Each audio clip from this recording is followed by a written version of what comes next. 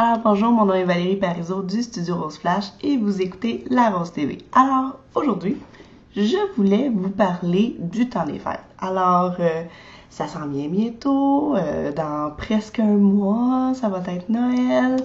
Et puis vous avez peut-être là, dans les prochaines fins de semaine, vous allez peut-être participer à un salon ou à un marché de Noël. Alors j'avais pour vous 5 trucs pour essayer d'avoir la meilleure expérience possible avec votre salon et puis probablement les meilleures ventes possibles aussi.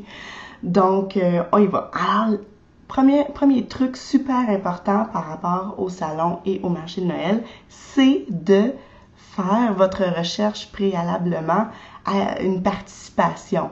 Donc, si vous voyez un salon, que vous êtes invité à y participer, l'année qui précède votre participation, idéalement, vous devriez aller zioter comment ça se passe là. Est-ce qu'il y a beaucoup d'achalandage? C'est quoi le type de personnes qui visitent ce marché-là? Aussi, voir un petit peu c'est quoi la publicité qui est faite par rapport au marché, où est-ce que c'est situé, etc., etc. Ah, aussi, quel autre exposant c'est quoi le type d'exposant qu'il y a dans ce marché-là ou ce salon-là. Donc, ça, c'est le premier point. Et si vous êtes capable, faites votre recherche avant de participer au marché. Comme ça, au moins, vous allez savoir à quoi vous en tenir. Deuxième point. Donc, je vous suggère, lorsque vous allez faire votre table, donc on a d'ailleurs une belle série sur le blog, je vais mettre le lien là en dessous, donc une belle série qui parle de comment bien se préparer à un marché. Mais ce que je voulais vous dire, c'est que essayez d'avoir une gamme de prix sur votre table. Donc, d'avoir des produits à 5$ versus des produits à 40$. Comme vous ne savez pas, votre client est peut-être là pour acheter pour le bon Noël ou peut-être un cadeau pour sa bien-aimée. Donc, ayez toutes sortes de prix sur votre table, ça va aider à faire plus de ventes.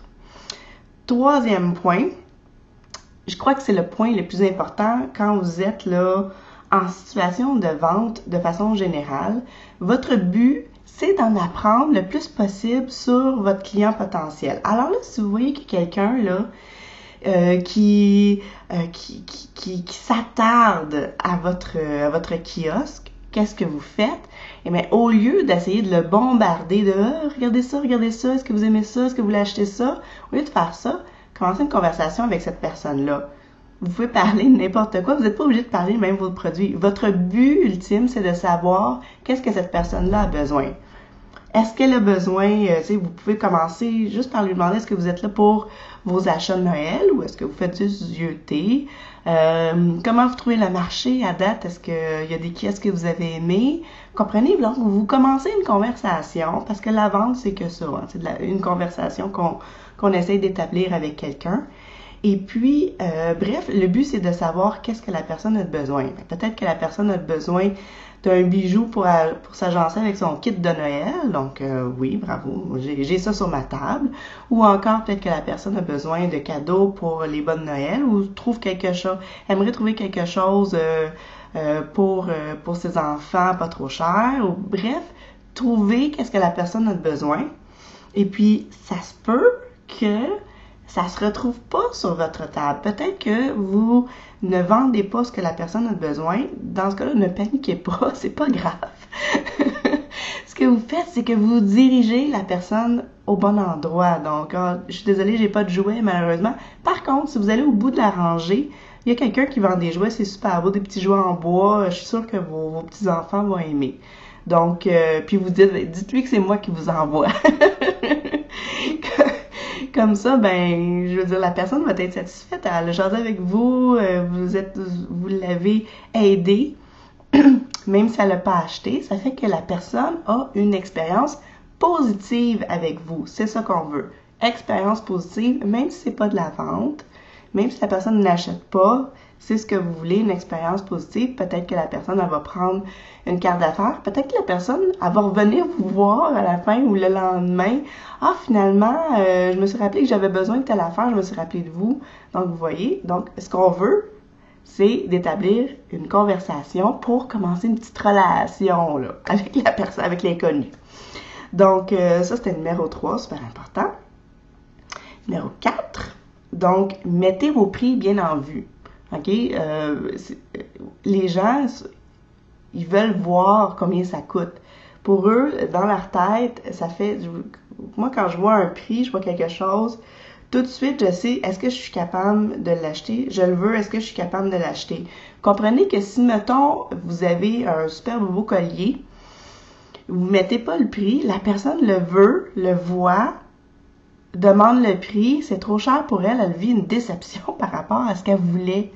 Je comprends que vous devez vendre vos trucs. D'ailleurs, autre point par rapport à ça, ne descendez jamais vos prix. Hein? Donc, oui, ma bague est à 5$, mais pour vous, je peux la faire à 3, je peux la descendre à 3. Ne faites pas ça! Soyez ferme dans vos prix, mais montrez vos prix. Comme ça, les gens, ils voient, ils savent à quoi s'attendre par rapport à l'achat. Et puis, si quelqu'un vous arrive puis dit « c'est trop cher », OK, ça arrive, hein? Surtout dans les marchés de Noël, où est-ce qu'il y a des prix qui varient grandement d'un kiosque à l'autre. Et si la personne vous dit ça, j'ai la réponse parfaite pour vous autres. Ce que vous dites, c'est si mes produits vous intéressent, je peux vous mettre sur ma liste d'envoi. Et puis, une fois de temps en temps, on fait des promos spéciales pour les abonnés de l'infolettre.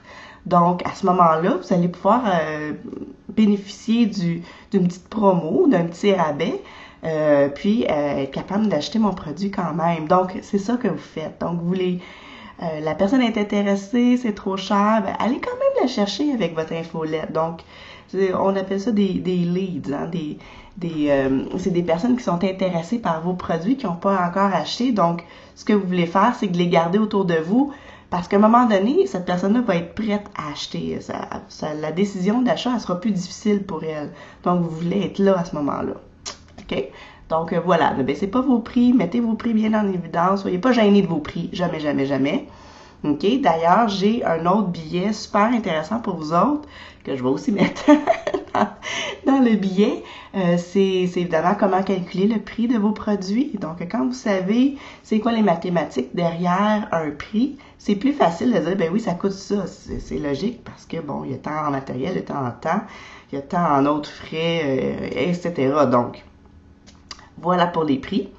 Après ça, on est rendu à 5. Donc, le 5e point que je voulais vous dire, c'est que des ventes, des salons, ça dure pas longtemps. Souvent, ça dure, il y en a qui durent des semaines de temps, mais en général, ça dure un week-end. Hein, ça dure une journée, 2 journées. Je suis certaine que vous aimeriez ça poursuivre l'espèce d'intérêt par rapport à vos produits et poursuivre un petit peu plus longtemps. Et le truc pour faire ça, c'est pour encourager les ventes après salon. Ce que vous faites, c'est que évidemment, vous encouragez beaucoup les gens à s'inscrire à votre infolette. Donc, vous pouvez avoir un pad où est-ce que les gens écrivent à la main, ou encore, si vous avez quelqu'un avec vous, si votre fille qui est technologie power est à côté de vous, elle peut recueillir et rentrer directement les courriels. Vous pouvez le demander aussi après une vente. Donc, merci beaucoup. J'aimerais ça vous mettre sur mon infolette. Est-ce que vous êtes intéressé? Je vais vous rentrer tout de suite. Donc, donnez-moi tout de suite votre courriel. Je vais le rentrer dans mon système informatique. Vous pouvez le faire comme ça. Donc, abonnez le plus de gens possible à votre infolette pendant votre salon. Vous pouvez aussi donner un coupon à ceux qui ont acheté. Hein? Donc, ceux qui ont acheté quelque chose, vous donnez un coupon. Ils ont, je sais pas moi, la livraison gratuite jusqu'au 24 décembre, mettons. Ou encore, ils ont un petit pourcentage de rabais, un petit 15% de rabais jusqu'au 24 décembre. Comme ça encourage les ventes jusqu'à Noël. Donc, si la personne a acheté quelque chose, a bien aimé, le montre à son ami, « Ah, mais regarde, j'ai un coupon pour toi, tu peux aller acheter sur mon coupon rabais. » Donc, les coupons rabais. Deuxième affaire, la semaine qui suit votre salon, super important, vous envoyez une infolette aux gens qui vous ont donné leur courriel pendant le salon. Donc, si vous avez une infolette, par exemple, si vous avez MailChimp, vous êtes capable dans MailChimp de vous créer soit une seconde liste ou encore un segment dans votre liste. Donc, qu'est-ce que vous faites? C'est que vous rentrez les gens dans ce segment-là et puis vous envoyez une infolette qu'à ces gens-là la semaine qui suit votre marché, juste pour leur rappeler merci d'être passé à mon kiosque, ça m'a fait plaisir de vous voir. Pour vous remercier, je vous offre un petit 15% de rabais valide sur votre prochain achat qui est, mettons, valide pour tout le mois de décembre, par exemple.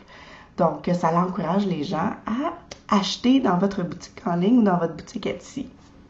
Voilà, c'était mes 5 trucs, hein, super facile. Donc, j'aimerais bien ça, que vous abonniez à mon infolette. C'est super génial. On y voit plein de petits trucs ponctuels comme ça. J'ai aussi une nouvelle infolette qui vient de sortir. En fait, c'est une petite formation sur 15 jours. Chaque jour, vous recevez un truc gratuitement dans votre boîte courriel. Donc, je vais vous mettre le lien pour vous inscrire. Et puis, si vous n'êtes pas déjà fan de notre page Facebook, je vous encourage à venir nous voir, à cliquer like et puis à participer aux discussions qui s'y passent. On a bien du fun. Bon, je vous souhaite une belle fin de journée, puis je vous dis à la prochaine. Bye bye!